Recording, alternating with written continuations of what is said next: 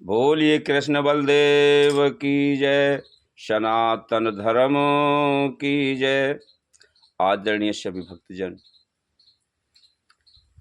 एक बहुत ही भगवत प्रेमी भगवान श्री कृष्ण के परम भक्त एक संत वृंदावन में रहा करते थे। उनकी प्रतिदिन की दिनचर्या भगवान के श्री चरणों में ही जाती थी। उनकी उस समय एक टूटी सी उजड़ी हुई झोपड़ी थी। उस झोपड़ी में रह करके यह वृंदावन तुलसी का वन हुआ करता था। तुलसी को ही वृंदा कहते। तुलसी के पत्तों को खा खा करके और भगवान श्री कन्हैया की आराधना किया करते थे। जो जंगल में फल फूल आदि मिल जाएं, उनसे भरण पोषण करना, यमुना जी का जल ग्रहण करना, इस प्रकार से उनका जीवन का निर्वाह हो रहा था।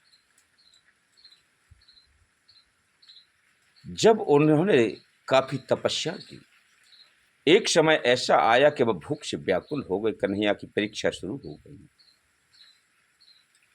तो संत ने निकल करके ब्रज में आवाज लगाने लगे, गलिहारे में जाकर के,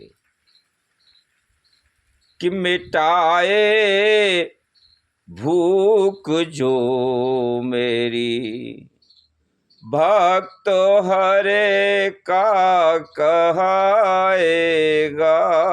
मिटाए भूख जो मेरी, भक्त हरे का कहाएगा।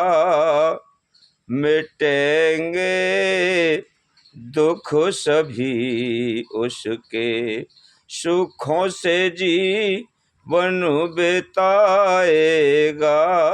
मिटाए भूख जो मेरी, भक्त हरे का कहाएगा। मिटाए भूख जो मेरी, भक्त हरे का कहाएगा। मिटेंगे दुख सभी उसके, सुखों से जीवन बिताएगा। अरे भाई, मेरे पेट में भूख लगी है, जो मेरी आवाज सुन रहा हो, तो मैं इस बात को कहता हूं कि जो एक रोटी खिलाएगा तो एक पुत्र पाएगा, और जो 2 रोटी खिलाएगा तो 2 पुत्र पाएगा। अगर जो 3 रोटी खिलाएगा तो 3 पुत्र पाएगा। अगर 4 रोटियां मुझे खिलाएगा तो अवश्य ही 4 पुत्रों का माता पिता बनेगा। मेरे प्रिय सज्जनों, उस संत की वाणी को एक सेठानी ने सुना, जिसके घर में कोई संतान ही नहीं थी। उन्होंने निकल करके कहा, अंदर से आवाज दी कि आती हूँ लाती हूँ मैं भोजन के लिए। आती हूँ लाती हूँ मैं भोजन के लिए। इंतजार करना, इंतजार करना तुम एक पल धीरज के लिए। आते हूँ लाती हूँ मैं भोजन के लिए। इस प्रकार की आवाज दी और कहती हैं, लीजिए महाराज, 4 नरम ये फुल के हैं, कुछ सब्जी के छिलके हैं। 4 नरम ये फुल के हैं, कुछ सब्जी के छिलके हैं। खा करके फिर ठंडा पानी पीजिए।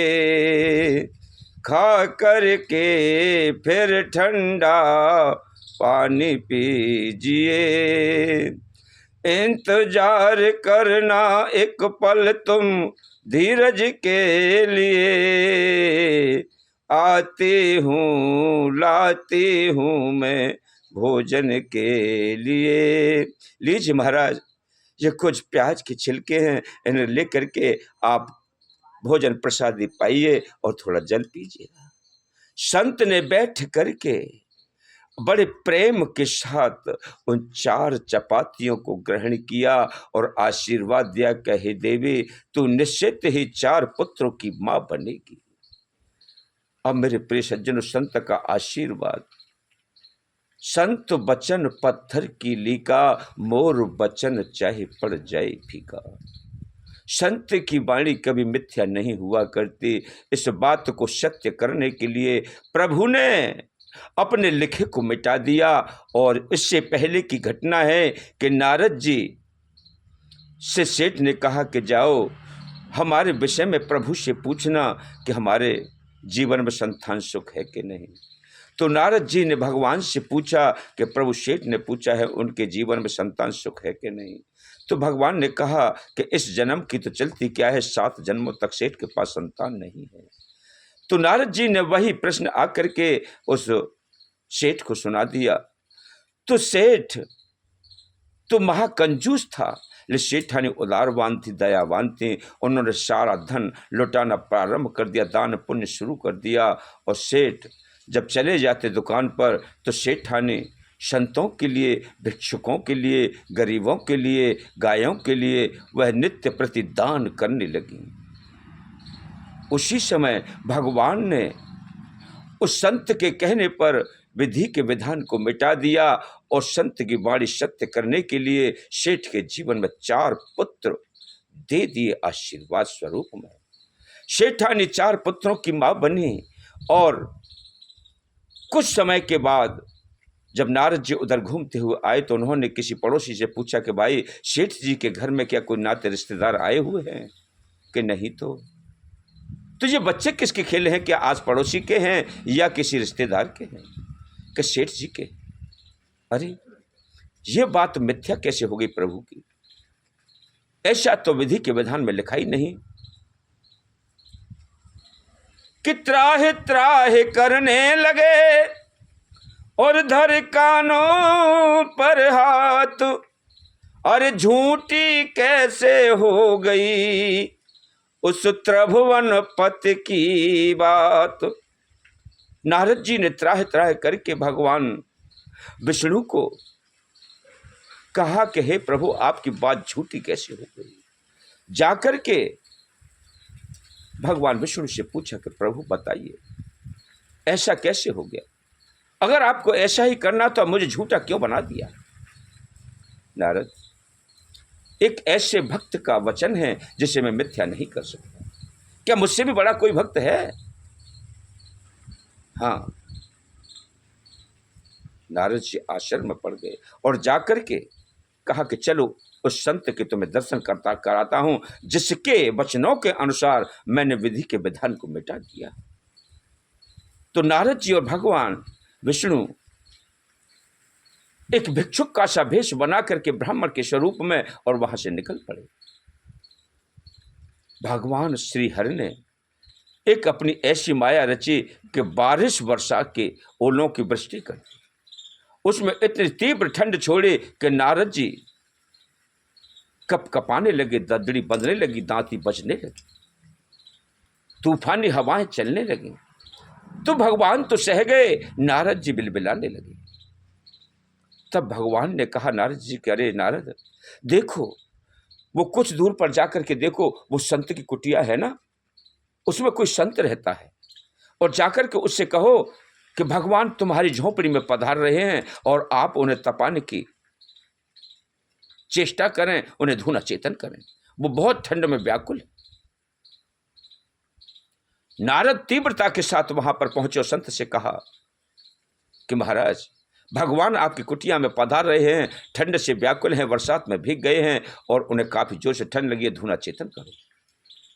और संत ने सारी कुटिया में दौड़ भाग के इधर से उधर जाते हैं, इधर से उधर जाते हैं, लेकिन सारी झोपड़ी में पानी भरा हुआ था, धुना भी भीग गया था और वहां पर कोई वस्त्र ऐसा भी सूखा नहीं था, ईंधन भी गीला हो गया।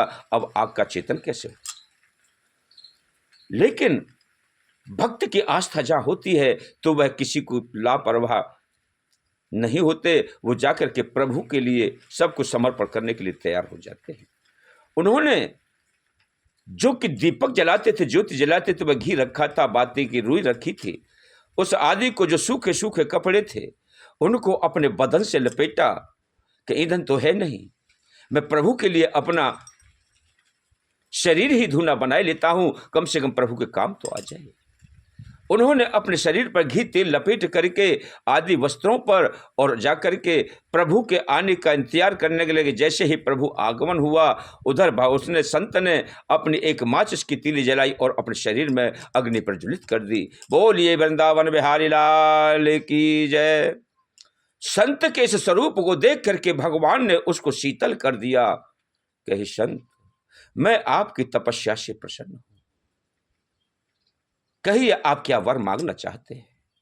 उन्होंने कहा, प्रभु जब आप साक्षात तो मेरे सामने हो तो मुझे किसी वस्तु की आवश्यकता नहीं है हरि, मैं तो आपके दर्शन मात्र से ही कृतार्थ हो गया, जीवन मेरा धन्य हो गया।